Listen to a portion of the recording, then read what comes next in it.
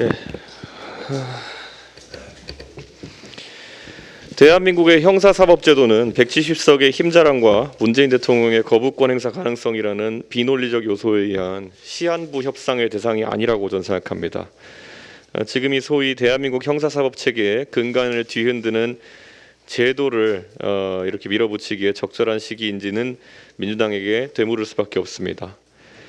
특히 부패한 공직자에 대한 수사나 선거 관련 수사권을 검찰에게서 박탈하는 것은 국민의 우려가 매우 큰 만큼 국회는 더 신중하게 이 문제를 다뤄야 합니다. 민주당은 이미 문재인 정부 내내 본인들이 주장하는 소위 검찰개혁이라는 것을 원없이 진행했고 지금의 제도 또한 그 무리한 입법의 결과물입니다. 이것이 만족스럽지 못하다고 2년 남짓한 시간 만에 다시 체제를 바꾸자고 한다면 이것이야말로 그 당시 입법이 졸속 입법이었다는 것을 인정하는 사례라고밖에 볼 수 없습니다.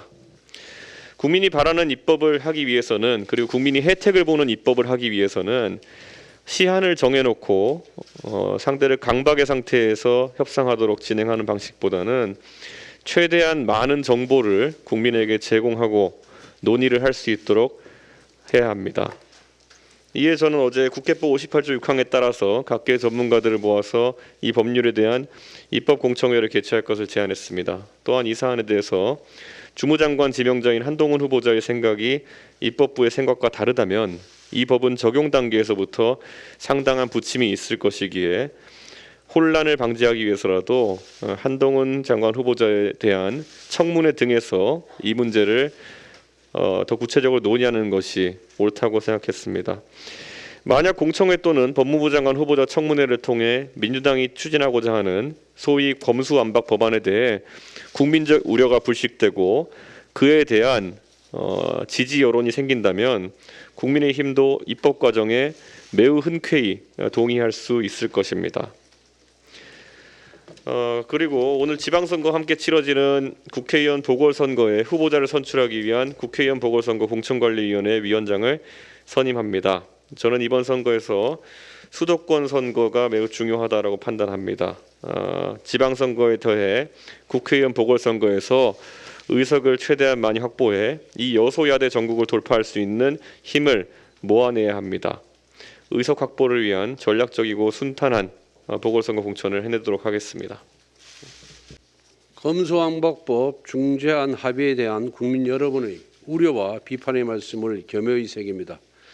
민주당은 180석을 앞세워 4월 강행 처리를 위해 수단과 방법을 가리지 않는 상황이었습니다. 과거 공수처법, 검경수사권 조정법, 임대차 3법 등 국민에게 피해를 주는 악법도 민주당이 마음만 먹으면 다 통과시킨다는 것을 이미 수차례 겪었습니다. 소수당의 원내대표로서 국민 피해를 최소화하도록 중재안을 마련하는 것은 차악의 선택이었습니다. 중재안은 결코 검수완박이 아닙니다. 실제로 어떤 부분이 민주당이 제출한 원안과 결정적인 차이가 있는 것인지 말씀드리겠습니다. 첫째, 권력형 비리를 척결할 수 있는 검찰의 직접 수사권은 그대로 유지가 됩니다. 민주당의 원안대로라면 부패와 경제범죄에 대한 검찰의 직접 수사권이 당장 3개월 후에 사라집니다. 그렇게 된다면 지금 진행되고 있고 또 예정 중인 권력형 비리 수사가 모두 중단되고 면죄부를 주는 결과가 됩니다. 이것이 민주당이 검수완박을 급하게 밀어붙인 핵심 이유입니다. 하지만 협상을 통해 부패범죄와 경제범죄에 대한 검찰의 직접 수사권을 지켰습니다. 단순히 6대 중대범죄 중 2개가 아니라 이 2가지 부패범죄와 경제범죄는 검찰 특수부 업무의 대부분입니다. 따라서 검찰의 핵심 권한을 유지하였습니다.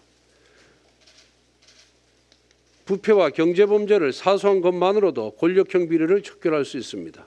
둘째, 검찰과 경찰 간의 견제와 균형의 핵심 권한인 보안수사권 박탈을 막았습니다. 3년 전 검경수사권 조정법 강행 통과로 90%가 넘는 대부분의 일반 범죄는 이미 경찰로 직접 수사권이 넘어갔습니다. 그럼에도 최근 계곡 살인 사건과 같이 뉴스에 보도되는 상당수의 범죄를 검찰이 수사하고 있는 것은 보안 수사권의 존재 때문입니다. 민주당의 검수완박법 원안에 숨겨진 가장 큰 독소 조항이 바로 이 보안 수사권 폐지입니다. 보안 수사권이 없으면 검찰은 경찰이 가져온 자료를 보고 기소, 불기소, 도장만 찍는 거수기에 불과하게 됩니다. 중재안이 마음에 들지 않는다고 해서 원안 통과를 허용해 버린다면 경찰이 부실 수사를 방지할 최후의 수단을 잃게 됩니다. 이것이야말로 검수완박에 동참하는 것이며 국민께 죄를 짓는 것입니다. 세 번째, 검수완박을 저지할 시간을 버렸습니다. 중재안이 본회의에서 처리된다고 해도 검수완박이 된 것이 아닙니다. 합의문에는 향후 검찰이 직접 수사권이 폐지된다는 강제적 문구가 없습니다. 검찰의 다른 수사기관의 범죄 대응 역량이 일정 수준에 이르면 폐지한다. 중수청이 발족하면 폐지한다는 내용이 있을 뿐입니다. 즉 국민적 동의가 없는 검찰 수사권 폐지는 여전히 불가능합니다. 다만 공직자 범죄와 선거 범죄에 대한 검찰의 직접 수사권이 빠진 부분에 대해서 국민들의 지적이 많이 있습니다. 기득권을 보호하는 것이다. 여야가 야합을 한 것이다. 지방선거를 앞두고 정치인들이 면제를 받기 위해서 선거 범죄를 집어넣은 것이다 라는 국민적 우려와 지적이 있습니다. 매우 뼈아픈 대목이라고 아니할 수가 없습니다. 따라서 이 선거 범죄, 공직자 범죄에 대해서는 국민들의 지적, 국민들의 뜻이 모일 수 있도록 여야가 머리를 맞대서 재논의할 필요가 있다고 생각합니다. 민주당과 정의당이 국무총리 인사청문회를 불과 하루 앞두고 일방적으로 청문회 연기를 요청했습니다. 자료 제출 미비를 핑계 삼고 있지만 사실상 윤석열 정부 내각의 첫 인사청문회를 파행으로 몰아넣어 기선제압을 하겠다는 심산으로 보입니다. 하지만 국민들 눈에는 억지 까기로 비춰줄 뿐입니다. 한덕수 후보자는 노무현 정부의 국무총리로서 이미 한 차례 국회의 검증을 통과했으며 김대중 정권 대통령 비서실 경제수석으로서 위기관리 능력을 인정받은 바 있습니다. 외교 통상 분야에서도 폭넓은 인맥과 경험도 갖고 있습니다. 코로나 팬데믹의 장기화, 우크라이나 사태 여파 등으로 세계 경제의 불확실성이 큰 가운데 국가 위기를 극복할 적임자로서 신망이 두텁습니다. 그런데도 1970년 당시 월급 명세서 등을 제출하라는 무리하다 못해 황당한 요구를 하며 인사청문회 보이콧 조짐을 보이는 것은 어떻게든 한 후보자를 흠집내고 새 정부의 발목을 잡겠다는 정략적 의도로밖에 볼 수 없습니다.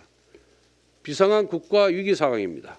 정치 논리에 매몰돼 국회의 소임을 저버리는 구태 정치는 국민의 지탄을 받을 뿐입니다. 민주당과 정의당은 당초 합의대로 인사청문회를 진행하는 데 협조해야 합니다.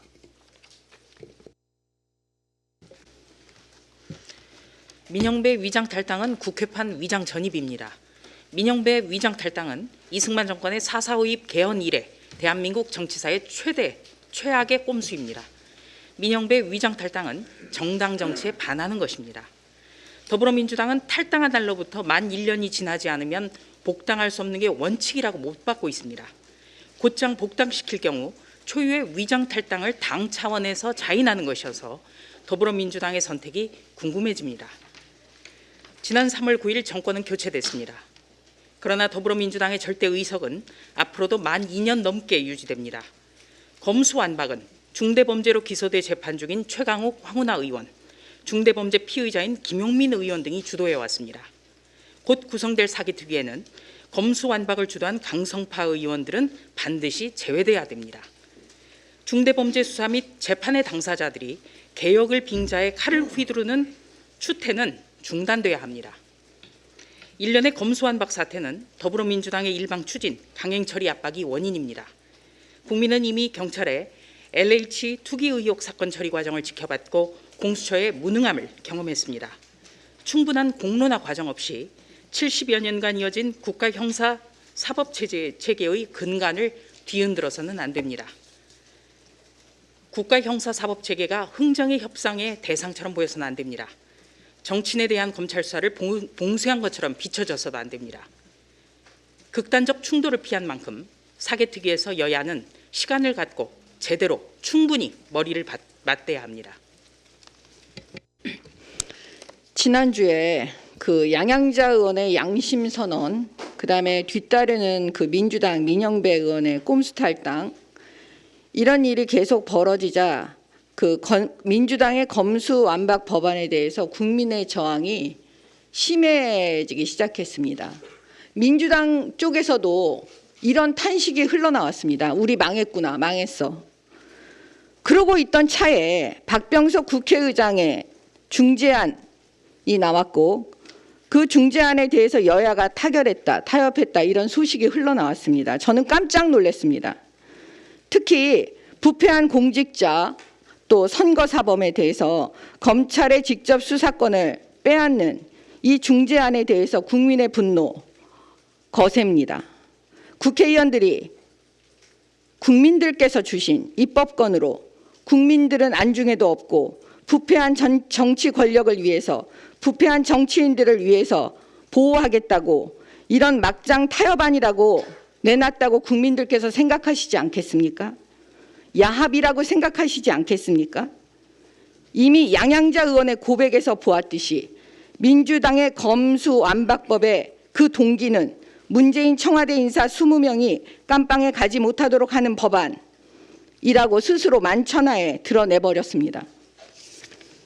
70년간 다듬어온 대한민국의 형사사법 체계, 그 핵심은 인권 보장에 있었습니다. 판사와 동등하게 사법시험에 합격해서 변호사 자격증 있는 검사들에게 국민의 기본권을 침해할 수도 있는 체포, 구속, 압수수색 영장 청구권을 부여한 이유입니다. 검사에게 수사권을 줘서 힘없는 국민이라도 기본적 인권 보장의 디딤돌을 만들겠다는 것이 우리 헌법 정신이었습니다. 지금 몇몇의 수사나 재판의 대상이 되어 있는 민주당 국회의원들이 중심이 돼서 검찰의 수사권부터 빼앗고 보자는 이 막장 법안에 국민의힘은 동의해서는 안 됩니다. 타협해서도 안 됩니다. 그들과 함께 공범으로 행동해서는 안 됩니다. 국가와 미래의 후손들을 위해서 어렵게 정권 교체에 동참해 주신 우리 국민들을 생각해서라도 국민의힘은 부패한 권력, 부패한 정치인 편이 아니라 힘없고 약한 국민의 편에 서야 할 것입니다.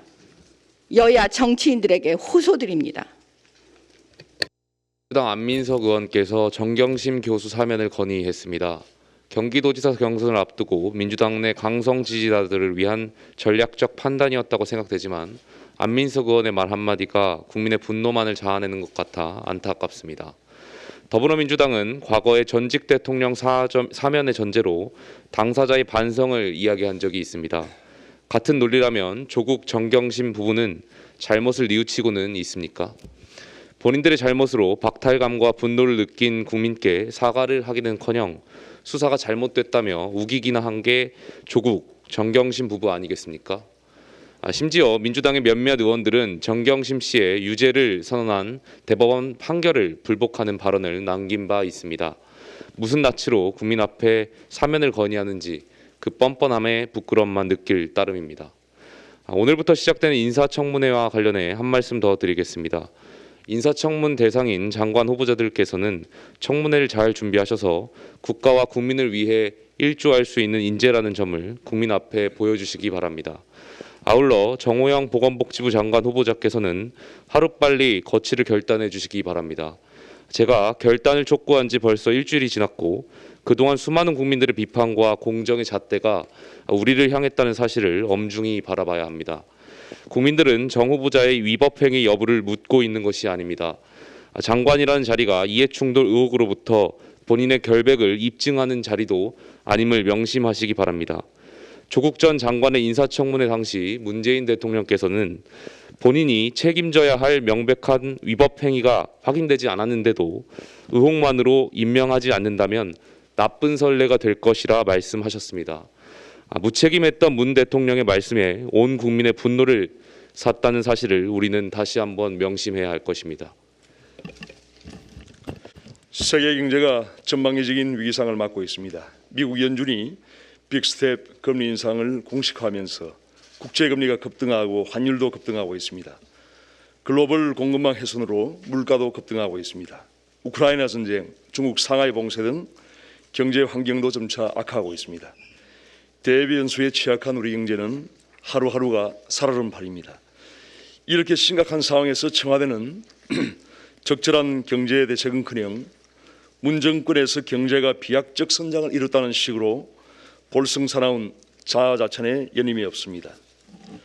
마지막까지 문 정권은 무책임과 무능의 극치를 보여주고 있습니다. 홍남기 부총리도 외환시장, 금융시장 안정화 대책을 내놓아야 할 때 MSCI 선진국 지수 편입을 위한 외환시장 개방 운운하며 엇박자를 내고 있습니다. 청와대와 홍남기 부총리는 정권 말기 경제위기 대응을 위한 마지막 소임에 최선의 노력을 다해야 될 것입니다. 정권 홍보를 위한 자아자찬은 당장 멈추기 바랍니다. 새 정부도 당면한 외환시장, 금융시장 안정을 위한 대책을 마련해야 합니다. 특히 한미일 삼각협력보건과 함께 2021년 중단된 한미 통화사업부와 2015년 중단된 한일 통화사업 재개 등 본격적인 한미, 한일 경제협력에도 착수할 것을 제안합니다.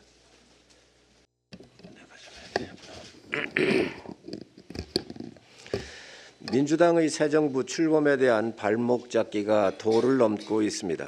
당초 오늘부터 이틀간 한덕수 국무총리 후보자에 대한 인사청문회를 실시하기로 여야 합의하여 의결까지 마쳤으나 민주당은 자료 지출 미비를 이유로 청문회를 보이콧하겠다고 합니다.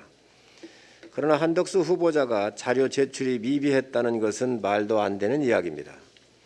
일단 이번 청문회에서는 야당의 자료 요구 건수가 상식을 초월하는 수준입니다. 이제까지 청문회 준비단에 요청한 자료는 총 1,090건이었습니다. 문재인 정부 국무총리 3분의 인사청문회 때 요구된 자료가 200에서 300건 수준이었음을 감안하면 3~4배가 넘는 자료가 요구된 것입니다. 그럼에도 한덕수 후보자 측은 거의 대부분의 자료 제출에 성실하게 응했습니다. 하지만 아무리 성실하게 자료를 제출하려고 해도 도저히 제출이 불가능한 자료들이 너무 많습니다.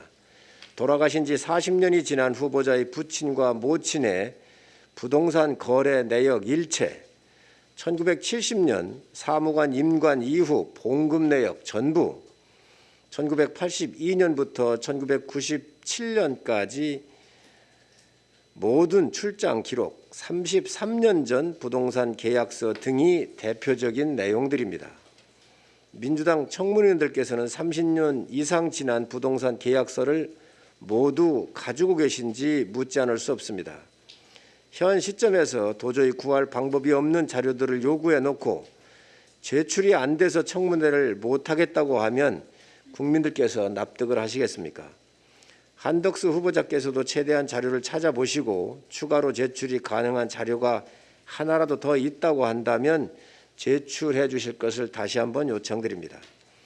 그러나 민주당도 최소한 상식선에서 자료를 요청해 주시기 바랍니다.